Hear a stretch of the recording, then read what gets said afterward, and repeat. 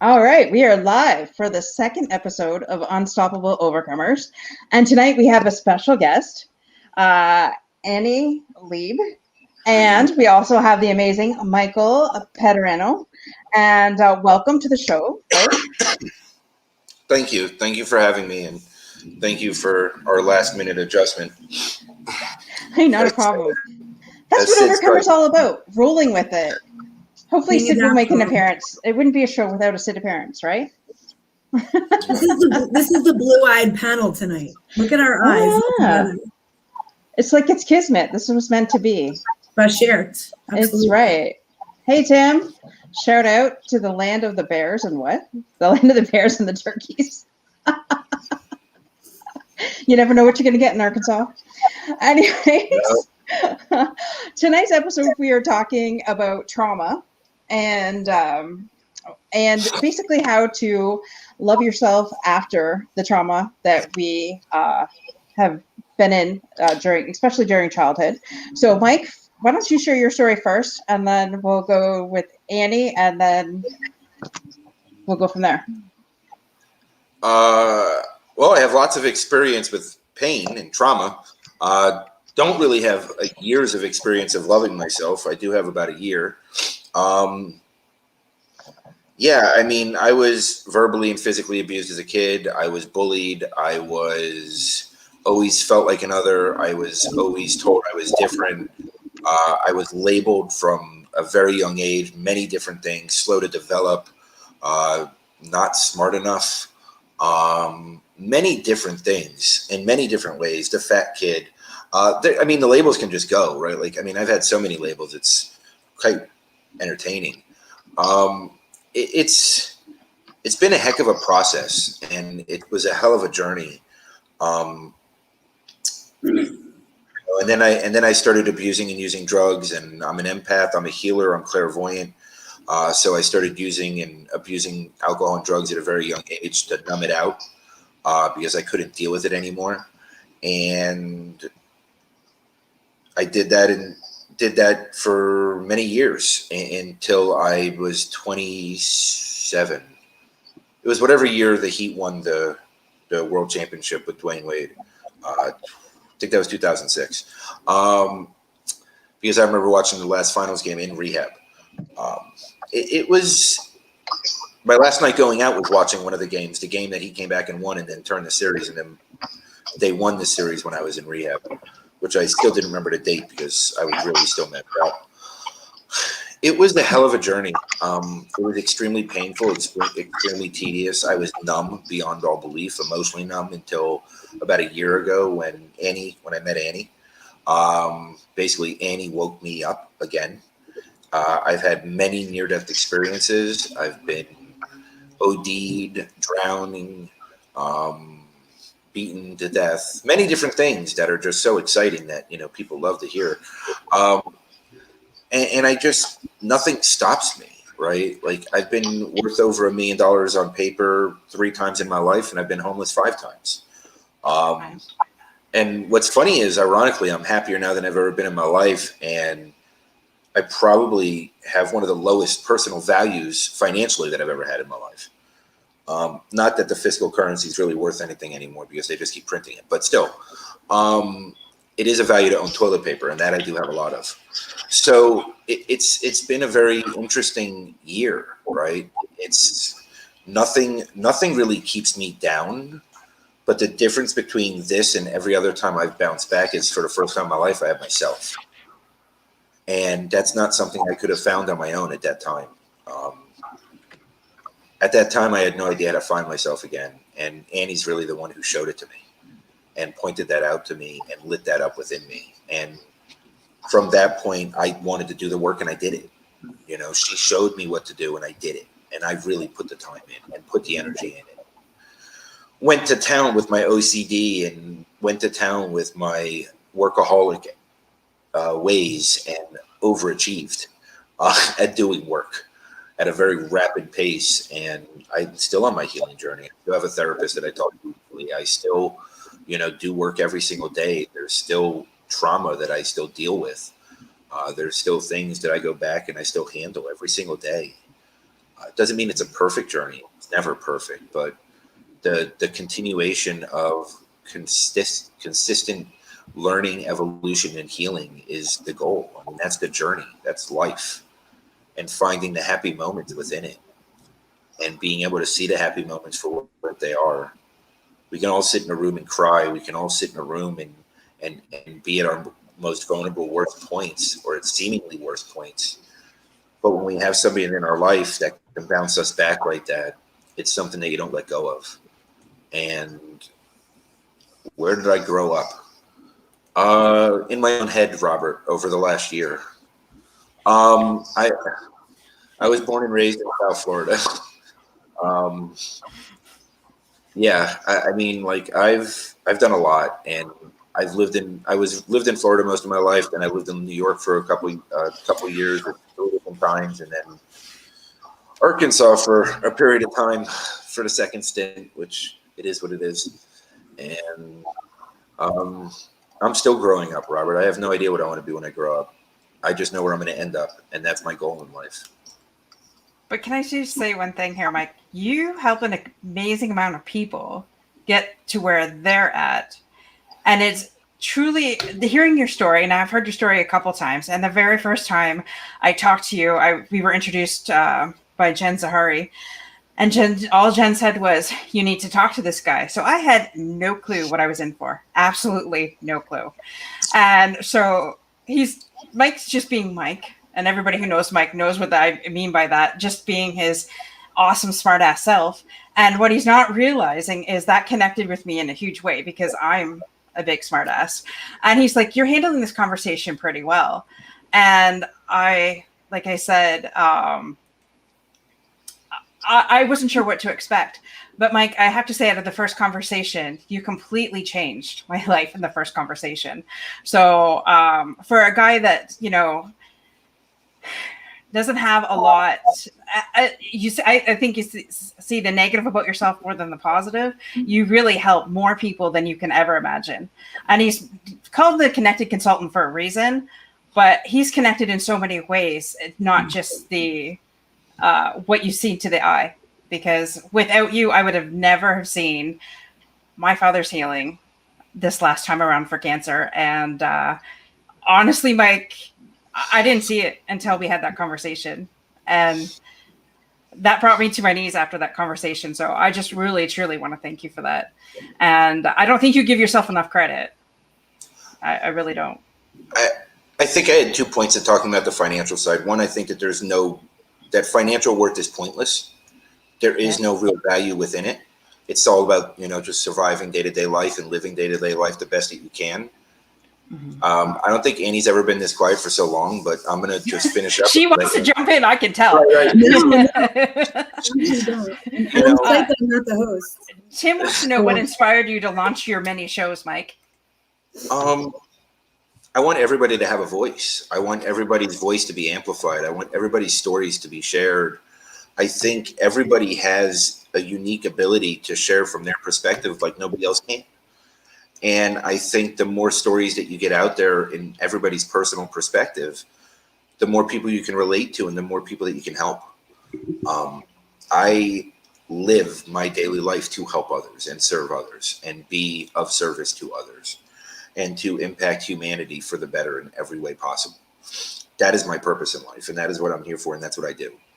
There's bigger plans, there's bigger projects, there's bigger things that I do that are behind the scenes, but without that daily conversation, without that daily inspiration, that daily way of relating to others, thanks, Tim. Without that, there's nothing in this world. There's literally nothing in this world. And yeah, what Robert said is very true. Without meaningful connection, there is no wealth in this world.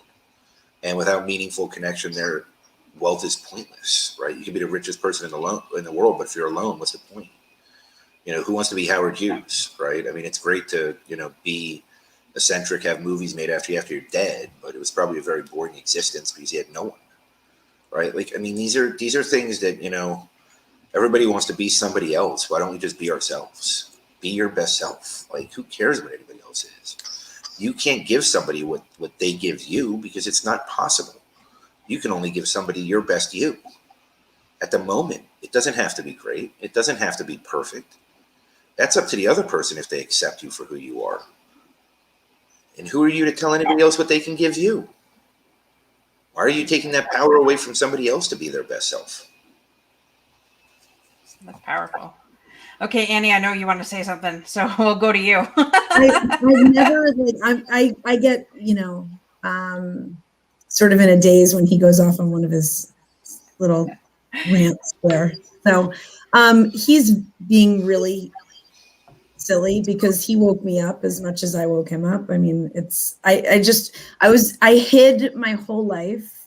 I hid behind a mask, and we're talking about trauma tonight. I have a lot of trauma, but mostly my trauma was trying to hide the trauma and be behind this everything's okay mentality and keep the harmony and keep the peace because don't upset anybody because I don't want to feel that chaos. I mean, I felt it in the womb, and then there was physical and verbal abuse after that. And then, through life, I did the same thing. I acted out. I numbed with every possible addiction. Sex and love addiction, drug and alcohol addiction. And I just truly I was always really authentic. Like I was really real, but I was hurting so badly, just so much pain.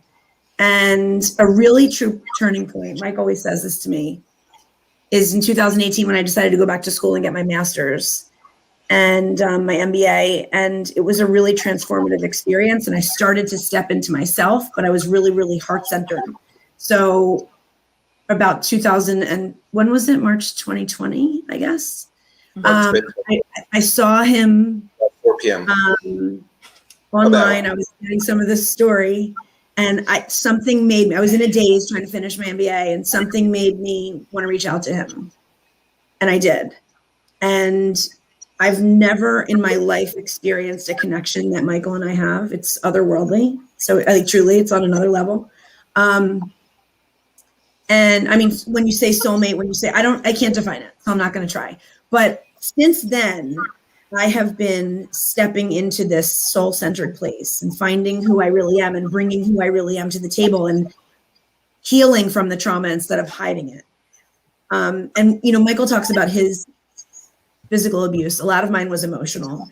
And we talk about how that trauma is very, very similar. I mean, you might as well have hit me upside the head with a baseball bat. That's what it did. Mm-hmm. So I was bruised and battered, even if you couldn't see it. There's no one worse than the other. It's just, but I'm here, like he said. I mean, I'm echoing so much of what he said, but I'm here, like all of that was a gift. And that's what I'm realizing today. Like truly, it might sound cheesy, but like seriously, all of the things I've been through, and I'm an empath, and the way I feel and how hard that's been my whole life and how painful that's been and how people didn't understand me and how I didn't see things on the same level. And it was just like otherworldly person, like an other, like that's what I call it. Like I was an other. Mm-hmm. And I started to, I've just like really started to appreciate everything that I've been through recently, really recently. And stepping into that person that I am, like I'm here to change lives, like honestly, really change lives and impact people's lives every day. So that's when I started my business. That's what I started doing, and I'm able to lead people to the path to fulfillment like every day. It's otherworldly too, as far as like mind blowing. I can't believe this is what I do for a living. Like I can't believe this is happening. Mike's like, you're just getting started, and I'm like, how is this happening? And it's like, it's just this unbelievable story of healing. That's my life, a story of healing and, going on this journey to fulfillment. So it's been a ride. So I have one question for our listeners out there that are not in the same place that we're at, that have not had the healing that we've had to get to this place. And, the trauma that you just described as a childhood, in your childhood and things like that. How can you be grateful for that? And like knowing what happened to you, how is it possible for you to be grateful in those moments now? Like realizing now that you're grateful for those moments. I believe every test we go through is part of our testimony to help other people. That's the only reason why I can identify with being bullied, having low self-esteem, dealing with family trauma my entire life, from suicide to anything from heart and stroke to cancer to two-time survivor to kidney failure to you name it. Like, we've been through it all. That's the only thing I can think of, that everything I've been through is because there's people in my path that need what I have to say for them to get through. So how do you, just in your words though, for people who don't understand what that means, how can you say that you're grateful now for those moments? So it's a great question. You want to go, Mike? I mean, for me, it's simple, right? Like, taking my kids out of the situation hey, Nancy, taking my kids out of the situation that they were in, and being able to heal myself of my childhood trauma that's so similar to what they've gone through, at the same time, has enabled them to heal. And that has shown me the gift of everything I've been through. I do not regret a single thing I have been through. And I have been through some shit. There is not a single thing that I regret. Not 1 second.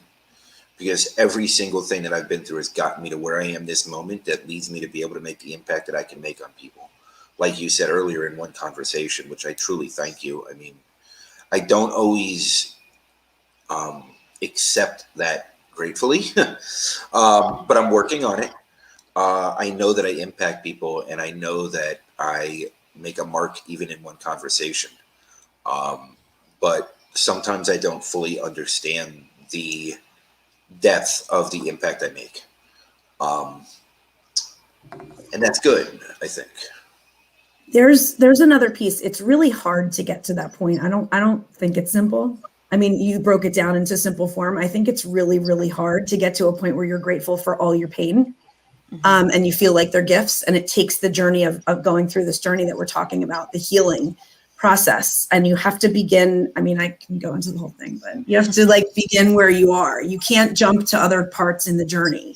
And when you truly find your passion-driven purpose and the reason that you're on this planet, which is what we're both talking about, that we have found, that's when you realize that there are these gifts that have been given to you. As much as all the trauma, all the unbelievable pain and the suffering, right? It made me be able to relate to people and be able to tell them my story and have them reflect and have them be able to heal through my powers of trauma. So it's you have a choice. You can look at it as, this is what I went through and life sucks. I mean, I could totally look at things in that perspective. Like this, I was doing it earlier. I'm like, why is my life like this? Like, why did I go through this? Why is that fair? But that's bullshit. That's bullshit. What's real is here I am, and this is what I'm doing, and how am I turning my trauma around to help people and change lives? That's what's real. That's wisdom. Right there. That was wisdom. Back it up, people, when you hit the replay. On our YouTube channel, The Unstoppable Overcomers, because you need to go back and write that down. That was good shit there, Annie. Really good shit. It came from my soul. That's why you felt it like that. Yeah. And I'm sorry, guys. I'm trying to comment in the comments, but for some reason I keep getting an error.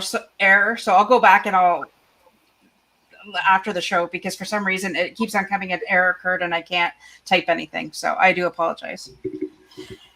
So shout out to our listeners that are out there listening. So amazing stuff. And I saw you really, there's a gleam in your eye, Mike, when she said that. So you've got something to say there. I just know that. There's something magical about watching somebody come into their soul center. When somebody goes through what all three of us have gone through, right, in our own way, because there's no trauma that's worse or better than anyone else's. It's our own perspective of it based on our personal life experience. Yeah. I don't care if it's somebody who got bullied for one day in second grade. If it kept that person from going to college and being a CEO and being what they wanted to be in this world, it made the impact on them that changed their life forever. So it doesn't make them less than or better than trauma-wise versus anybody else's trauma. It's all about impact and personal perspective. Right. So, when it comes to just watching somebody step into their soul center and seeing their soul, hey, Brian, seeing their soul shine through, which is what she just did, that glimmer that you saw, that energy that flew off the screen, and being the person that was there earlier when she was doing that to herself, it's magic. It's magical. It is truly magic. Because the fact, yeah, go ahead. I just have a question, because there are some people out there that have no idea what you mean by soul-centered. So in your definition, each of you might even have a different answer. What do you mean by soul-centered? We should send our link, Mike, from when I was in Florida and we did the By the Beach live. Yeah, right. That beach live. Yeah, that was a great one. So here's the way that I describe it, right? There's mind-centric, which is you're in logic only. And you're in robotic mode with subconscious running your life, basically, which could be good patterns, bad patterns, whatever it is. It's patterns that you've had throughout your whole life.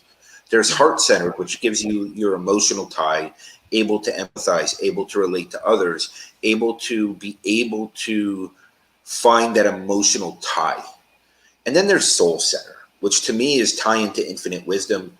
It brings into a connectedness into your conversation. There's a lot less I's and more about us's, more about we's. The whole perspective changes because it's not about your personal situation anymore. When you start speaking from your soul, you start speaking at a level that is at such a lightened place that most can't receive it. But what does happen is it makes people want to receive it and makes people search for it. Because it's the absence of ego. It's the absence of allowing subconscious to control. It's living in a divine, pure purpose path that you can thrive in on a daily basis once you know your core values and you live into them, right? It's living at such a level. Doesn't mean you don't make mistakes. Doesn't mean you don't have slip-ups. Doesn't mean that you're perfect. Doesn't mean that you don't say things wrong and that you don't upset people in ways. Because trust me, I upset people every single day, all day, mostly because people don't want to hear what I have to say, right? Like, but there's something to be said about living in your soul center and coming from a place that it's more than just about you. It's about the bigger picture. Hi. Hey, Sid. Hi, She mics your appearance. I love that. Yeah. But it's when you're in your soul center, it's a different level. It's a different. It's more of a purity and divine level, and you're living a divine purpose, even if there's speech flying in your face. And there's the depths are different. The gravity and the depths of your, like when I was talking about your passion-driven purpose. It's hi, sweetheart. It comes from here instead of from here. It's all of you. It's your essence that you're stepping into, and the ego is removed. So you're no longer. I mean, I saw it in myself. I saw the shift happen, and I see it daily. There's a big difference. There's nothing wrong with being heart-centered. There's nothing wrong with it. It's not bad. It's not like you're less than or something. It's just there is an otherworldly, again, using that phrase, an otherworldliness about being soul-centered. It comes from the depths of your soul versus doing things nice from your heart and, having connection. And there's just like, it's like, I don't know how to explain it except for to say the depth of it. I love what you said. It's ego removed. That is powerful. I've never heard it said that way before, but I love that. And what Mike said that was so important that I don't want anyone to miss is that people come to you. It's like a force. When you start to live your soul-centered life, things are attracted to you. They come to you instead of you chasing. That's a big difference too. It's like a magnet attraction versus like searching and when I made that shift, my life I aligned. I don't want to say my life aligned. I aligned. Mm-hmm. That's the big difference. When I'm in alignment with my soul intentions, my soul centeredness, I'm standing as my most authentic soul centered self, everything falls into place. Right. And do you find that everything life becomes a lot easier because you're doing, or you're being instead of doing. Like you're being who you're supposed to be instead of push to do the things that you should be doing. I don't think the word is easy. I think that word might scare people. Life isn't like unicorns and rainbows. Like right. It's your perspective, and the way you look at things and the way you see things is totally different. Your perspective, your view, your angle, your lens is what changes. Life happens. People are going to be mad at you. People argue. Shit happens. It's how you deal with stuff. And it's the lens that you're looking through, and your soul center is completely different. So it does feel like things are more aligned. So yes, but it really is how you're looking at all of it. Mm-hmm. Your perspective is totally different. Right. That's good. Mike, do you have anything to add to that? I'm in a contained Sid mode, so I'm a little bit on mute at times. But no, I think Annie covered it really well, and it's Sid is just going to be Sid, right? And I've come to live with it, and love it, Sid. right, and accept it fully for what it is. So, at the end of the day, soul centered is not an easy place to live and be, but it is a great goal to shoot for. So sit on the couch. You want to lay on the couch? Go over there and lay. You can't lay behind me or on top of me. You can't. It won't work. You're gonna. Okay. She is so awesome. It's not a Sid without. It's not a show without Sid. It's not. When she says hi, Annie, to it, I die every time. Doesn't matter how many days in a row she says it to me, I die every time. It's not cute. She wants me to cover her feet too while she lays on top of it. There's only one other person that's as confusing as this I've ever met in my life. Don't know who that is though. But I can't turn the light off. I'm live. We've had this conversation, Charlie. I can't see my eyes open. You can't sleep with your eyes open? Yeah. So close your eyes. Simple. No. Can't see my eyes open. So then go in the room. No. Okay, so stay there and talk. No. I love 3 years old. Isn't it great? Oh, wow. He's going to be 4 in a month from Wednesday. No, 3. I mean, we'll have to do a show just for Sid on her birthday then. Well, as soon as this court case is over, she's getting her own YouTube channel. 628. She already has her own YouTube channel. It's just on everyone else's channels. There we go. Has she been on Rock the Boat yet with Raquel? No, the other kids have. I knew the other kids have. That's awesome. And this is what happens, folks. This is a live show, and we appreciate everything that happens, and everything happens for a reason. And I believe that, there's no mistakes when this stuff happens. So we appreciate having Sid here. That's awesome. Yeah, ask Annie about her first live show ever. Ask Annie about her first. So Michael, let me just tell you this real quick. So he was like, You're going live, like you're making a YouTube channel and you're going live. And I was like, what do you mean? Like, what do you mean going live? He's like 5 minutes from now, let's just go live and apply for LinkedIn Live and let's go. So I'm like, all right. So we start having Living with Attitude conversations with Mike. It's on my YouTube channel, and we called it the zoo because his children it was an actual zoo during my first live. So I got really used to being sort of in the throes of everything. I'm so used to those kids. I'm so used to my kids coming in. One's yelling about Fortnite down the street. The other one down the hall. The other one has Roblox on right next to me. It's just life. What are we going to do? This is live, exactly. Live and in person, Yes. So it's just it's forever.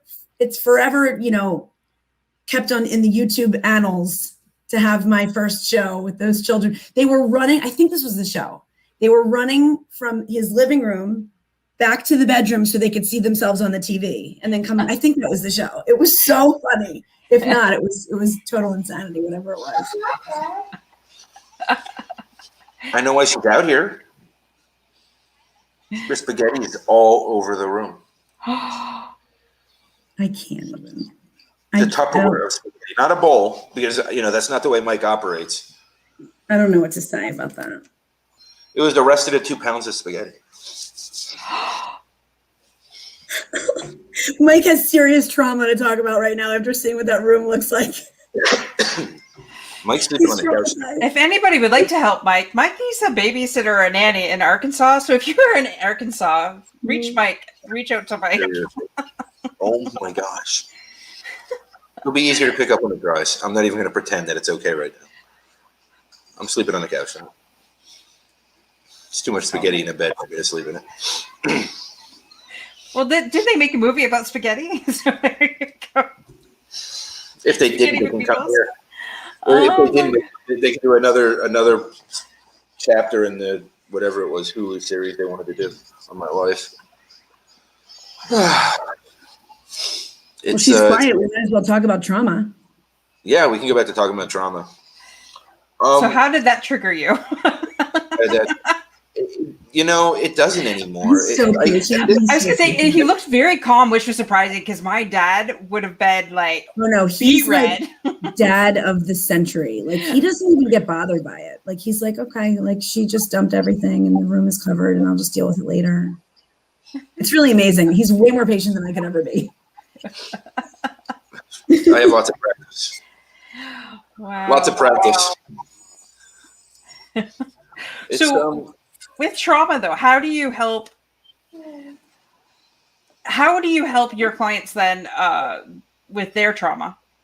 Or is that something that you guys do in your programs that you have? Annie, you can run with this first. I mean, do you want me to, should I talk about the breath framework?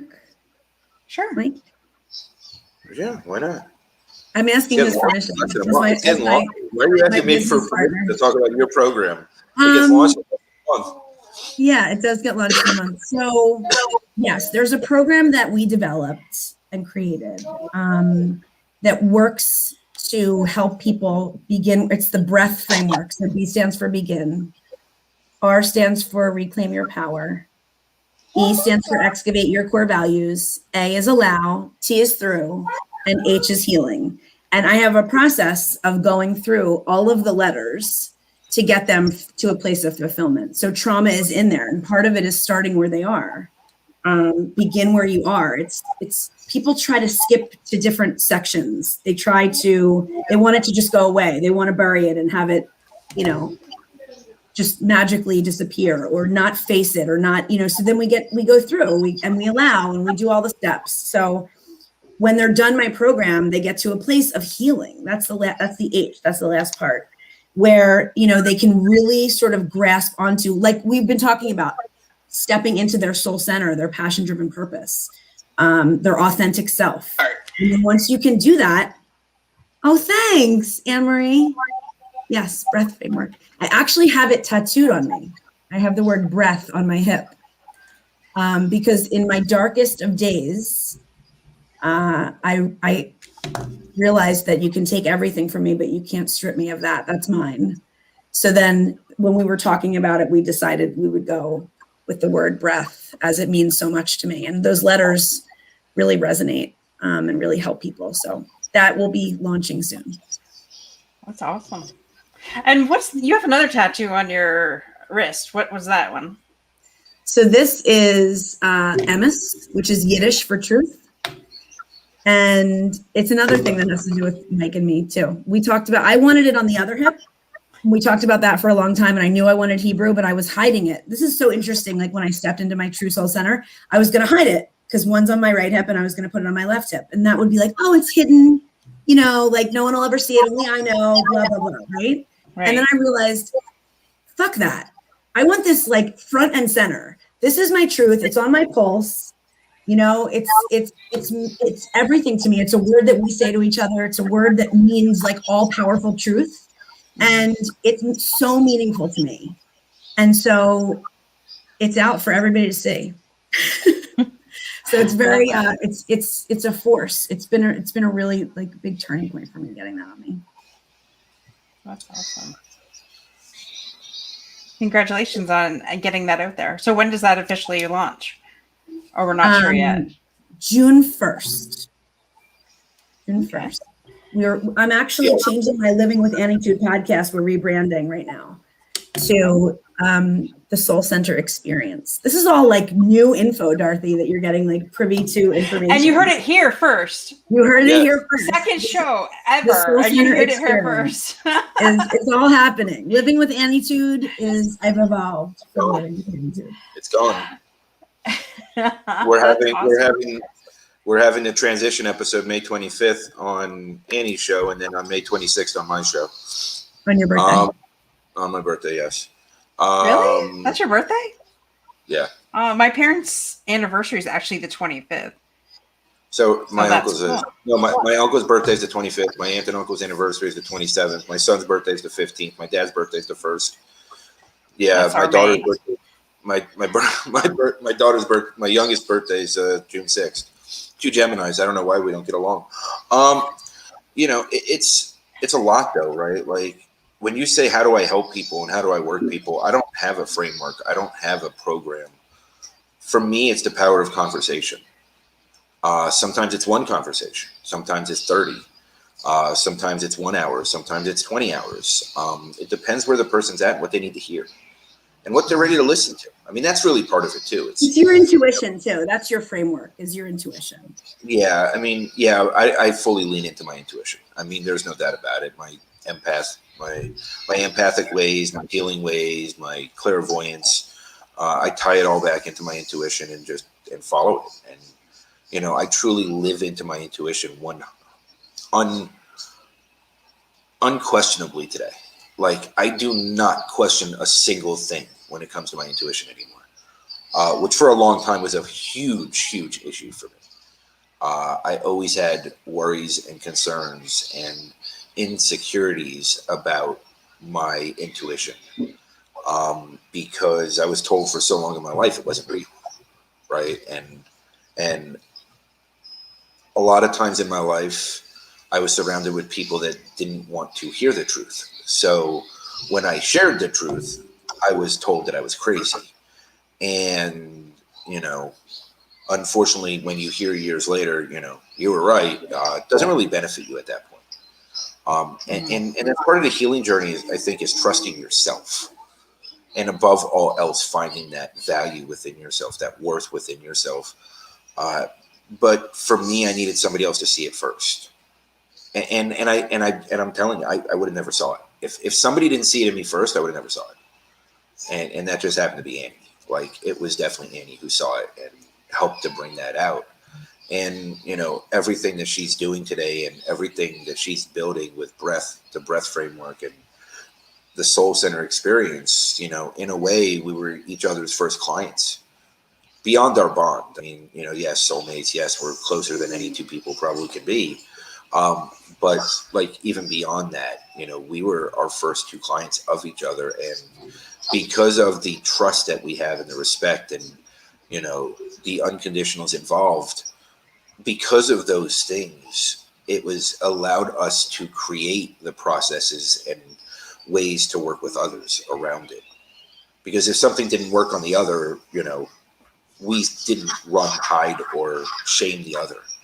We literally would adapt and just be the best person for the other person that we could at the time. And having that gave us the ability to do it. That's pretty cool.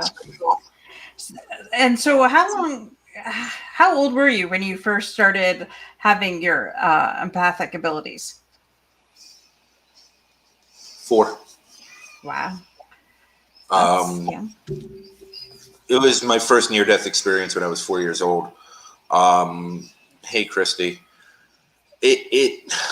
My first near-death experience at that age, basically, I had all my abilities fully tapped in, fully potential, clairvoyant, empathic, healer, and it didn't make sense to anybody, and it made me very different.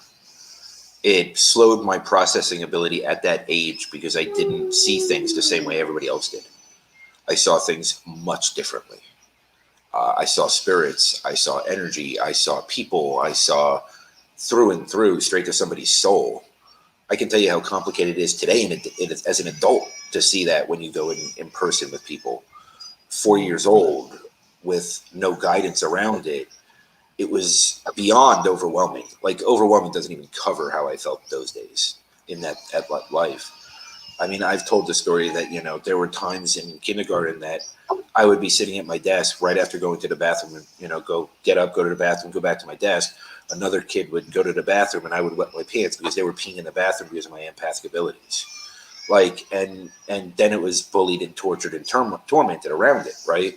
So there was just so many layers to everything I went through as a kid that were just unexplainable. And then I went to, you know, therapists, psychologists, and neurologists just to prove how crazy I was. And, you know, because it's unexplainable. The abilities I have at that time it wasn't commonplace to talk about them. So it was unexplainable. So at 9, I decided to start drinking. By 12, I was doing hardcore drugs, started ODing, and just went downhill from there. And I went on a death wish. And I guess luckily today I wasn't able to die. I'm here for a reason, and I'm living into that purpose every single day. The difference between Mike and me, I think one of them is that he like faced the empath in him much earlier than I did.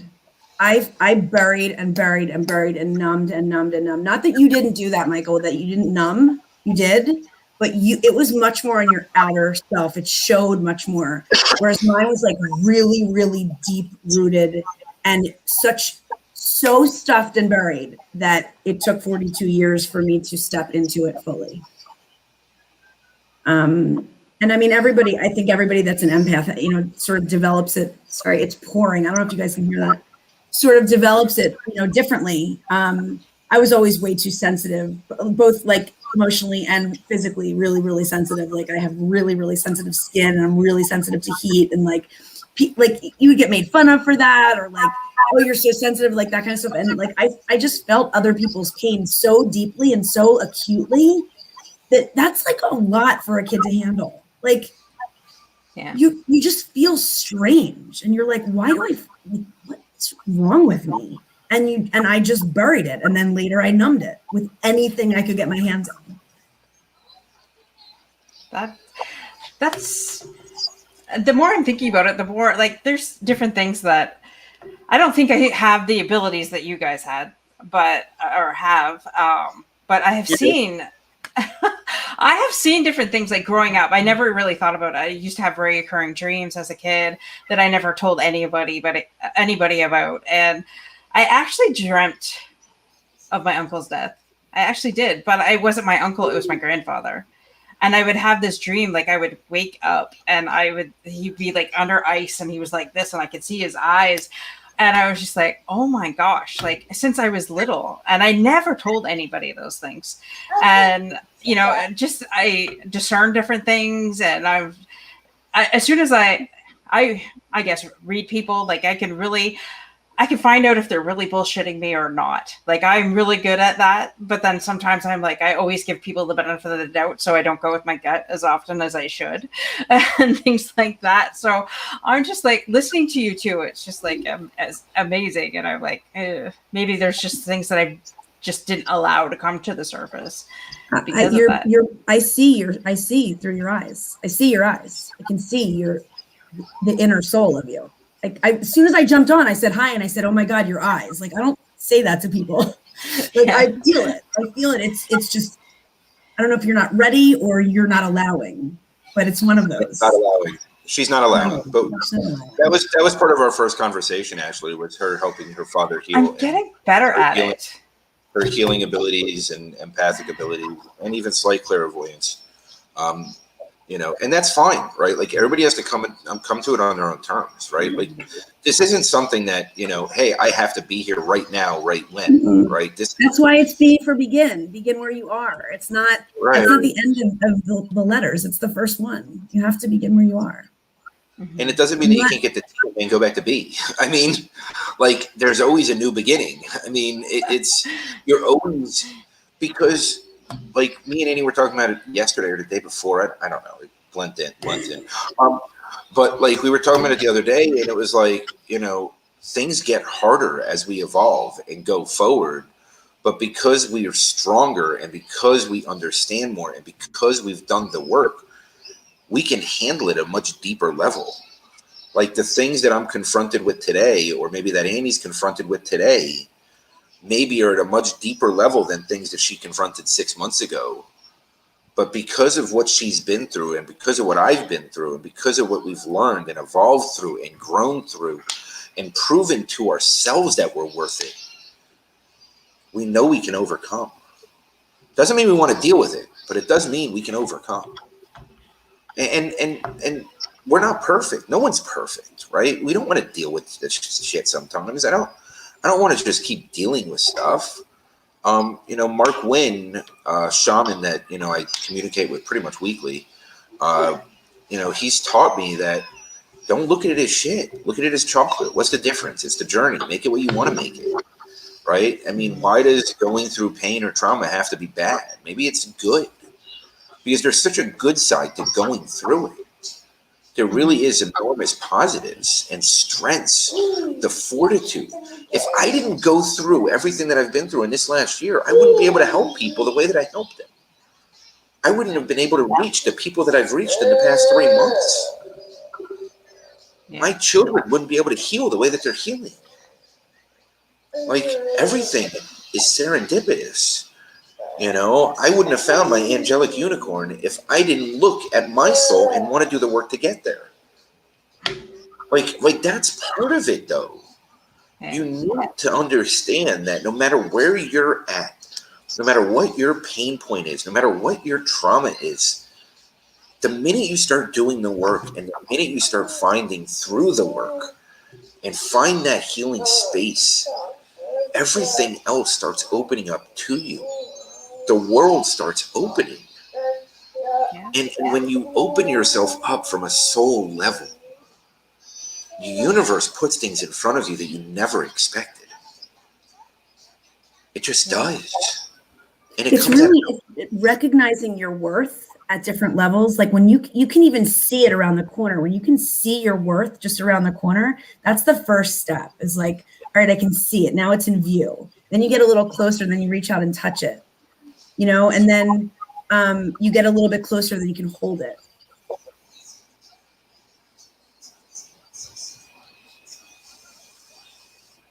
Wow. Well, maybe you are borderline. No, look. I mean, hey, look, Robert. If you can handle life that way, I like, honestly, that's a blessing. It's not. I've never allowed it to be that easy for me. How about that? I've never allowed it to be that easy for me.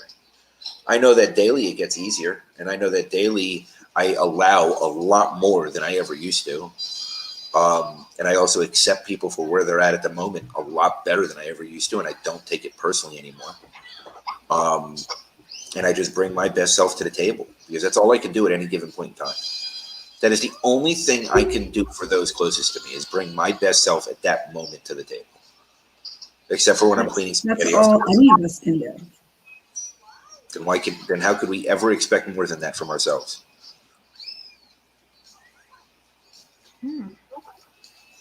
That is powerful. That is powerful. Ooh, mic drop. There you go. That is so true. And, I've been allowing more and more lately, and I see that, like, it's the clarity that comes with the action.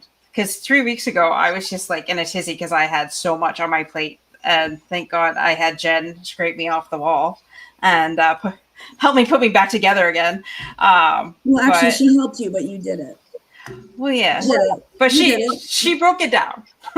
So that in baby steps. Amazing, but you give yourself credit too. You had a lot on your plate, but you also dug through that. That's true. And then that's how this show came about. And thank you to the wonderful Tim Sean and his class. So, breaking through barriers and things like that. So I think we're all a learning process, and all, through the journey is where we learn more and step into who we really are. That's powerful. I mean, that's all we can ever do, is just continue to learn and evolve and grow. Mm-hmm. Right? I mean, I'm not the same person I was at the beginning of this conversation. I mean, we change that fast. We adapt and grow and change from every interaction. There's an energy exchange with every word out of our mouths. We need to accept and allow ourselves to grow and evolve as fast as we're able to. All we do is hold ourselves back. You know, Annie can go and explain to you how fast some of her clients have turned corners because all she does is help them allow themselves to do it. It really sometimes is that simple, as just helping them remove their own handcuffs and shackles. Because when you start letting people free from themselves, you know, what we haven't discussed is what you get to through Annie's program or anybody's program in theory, right? Which is that personal freedom, that fulfillment, that peace, that safety, that happiness within yourself. You know, Annie touched lightly on her vices, right? My vices, I had every escapism, every vice in the world because I never wanted to deal with self. Yeah. You know, LinkedIn was a vice for me for a long time because I vicariously lived through that. Anything could be a vice. Anything is escapism when we allow it. The difference today is I use it to enhance my life, not hide from my life anymore. I like my life. I love my life. No, it's not the circumstance or the situation that's ideal or perfect for me. But you know what? It's exactly where I'm meant to be at this exact moment. And every single thing in my life is exactly the way it's supposed to be. And I have zero regrets, zero wishes, wants, and desires other than where I'm at this moment. I am grateful for just being here. And we are grateful that you're here. Seriously. I mean, and I think we've had 2 conversations, and some text messages and stuff like that. And I just like, every time I get off the phone with you, I just like, I shake my head. I'm like, I don't know what just happened there, but there's something going on. We're always in the right place at the right time. Always, always, always, for sure. When we allow ourselves to be. When we allow ourselves to be, that's a key, because I've put myself in many wrong places at wrong times because I wasn't allowing. Oh, good, you found a penny. Thank you. Maybe I can pay somebody to pick up the spaghetti. Who wants a penny? Oh, Sid, put the couch. If you're in the Arkansas area and would like a job house cleaning, and you want a penny, we have the job for you. Oh, good, you found a crown. The couch. I'm really trying to help you get help there, Mike. I really am. We're working on it. Getting somebody out to Arkansas is not easy. If I could get actually on a plane legally and not have to quarantine for 14 days afterwards, I'd be there for you. It's not a convenient trip. No. It takes compromise to make this trip. That is true. So if anybody wants to connect with you two, where can they connect with you guys at?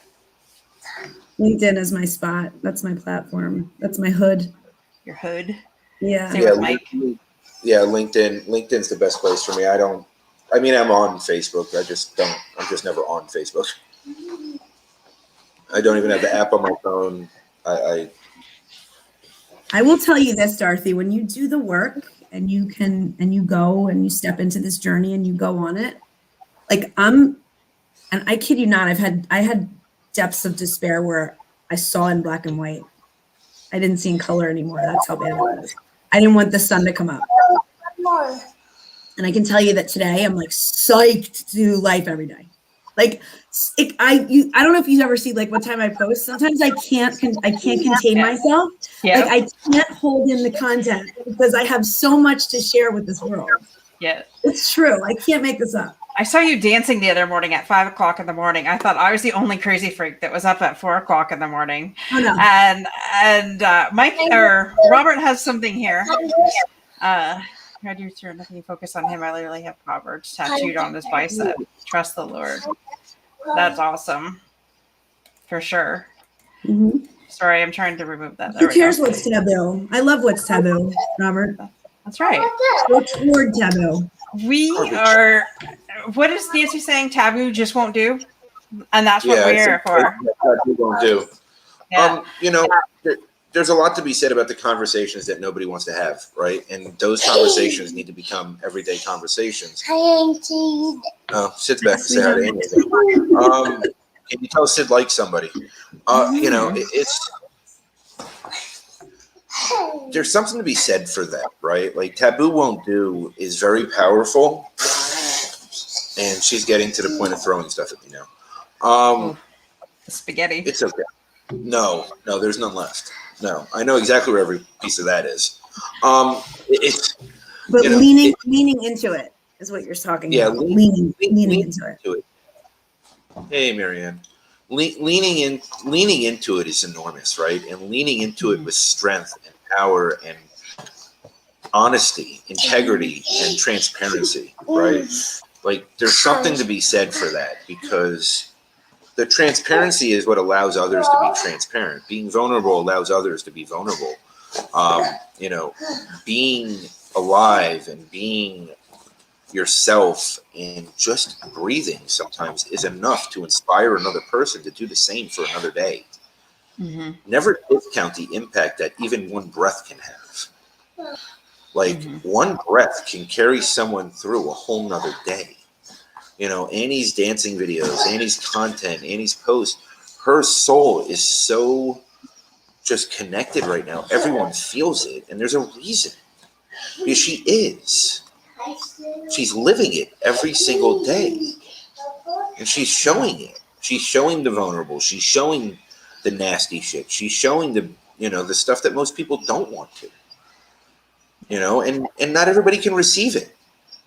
Not everyone can receive it. You get trolls. You get, women will get men that just want to hit on them. Men will get women that just want to hit on them. Right? I mean, this is unfortunately the world that we live in.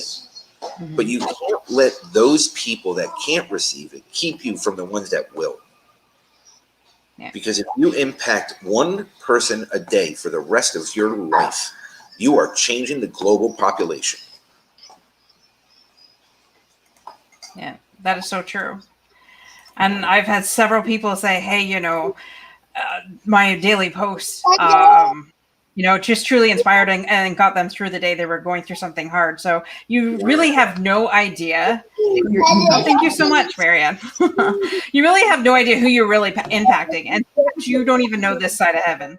But it's really nice when you do hear the feedback. I mean, not that I need the feedback all the time, but it just keeps me going. Mike, you look fabulous as well. It just keeps me going, knowing that I'm helping somebody, right? And that's the whole message. That's the whole point of why I'm out here. That's the whole point. I didn't even tell my family I was writing the book that I wrote, and I was like on pins and needles until my mom read it. But by that time, it was published out in the world. But all she said was, "That's your truth," and I was glad that that's how she saw it. I didn't put anything bad about my parents. It was just like how life was. Like it can be overwhelming when you see your parents from one illness to the other, and there's moments you feel alone. But that was my truth. That was how it was, and and so being out there and helping, inspiring other people is for me what it's all about. Me too, Dorothy. I'm with you, girl. So we're down to our last minute in a little bit here. Is there any last minute tips for our guests that are out there overcoming trauma and truth and empath and the whole thing that we've talked about tonight? Any last minute words? My final word is to just lean toward it. Lean toward the healing process, and you will see that things will start to come. Begin where you are. And for me, it's no matter where you're at, no matter what space you're in, no matter how low and how dark it might get, always be open for that one person to reach out and find you. Because you never know the impact that can happen to you, to them, to everyone else that you meet from that point forward for the rest of your life. It all starts with being open. Yeah. For sure. Thank you for having me, Dorothy. I appreciate it. Well, thank you for coming on, and thank you, Mike, for being my guest tonight too. And I don't know about our audience, but this was another amazing conversation. Next time, Robert, trust me, everything happened for a reason tonight, and it was a last minute thing. And for Tim, I'll say the word out again. It's an American Canadian thing. He likes how I say out or about. So, anyways, I just thank you so much for being on here. And if you want to connect with these amazing people, definitely look them up on LinkedIn. And with that, have an amazing evening, everybody. Bye, peace. I'll end.